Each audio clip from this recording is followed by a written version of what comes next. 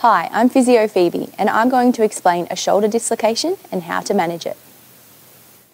Technically, I'm talking about an acute dislocation of the glenohumeral joint, which is when the bone in the upper arm comes out of the shoulder blade socket.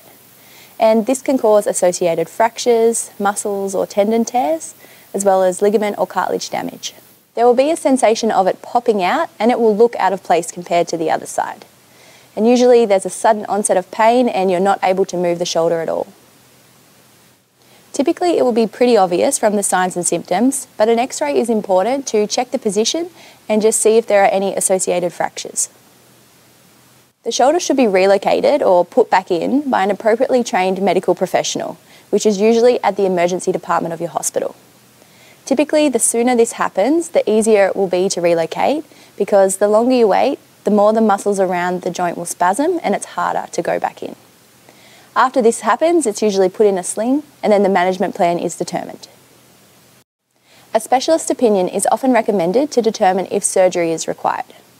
The factors that will help influence this include the extent of any associated injuries, the age of the person, and if this is the first or if there's been multiple dislocations.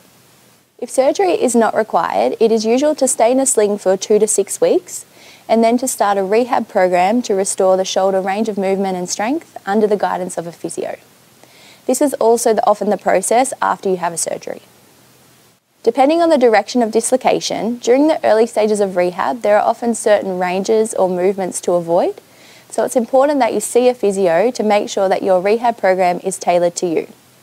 To find a physio in your area of Australia or New Zealand, you can check out the Find a Physio section of my website, which I'll put a link below the video. It will really depend on the extent of the initial damage, but return to sport is usually achieved in around 3 to 4 months with consistent rehab.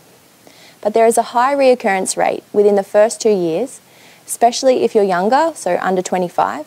So it's really important to keep working with your physio or strength and conditioning coach to build strength around the shoulder to help to prevent a reoccurrence.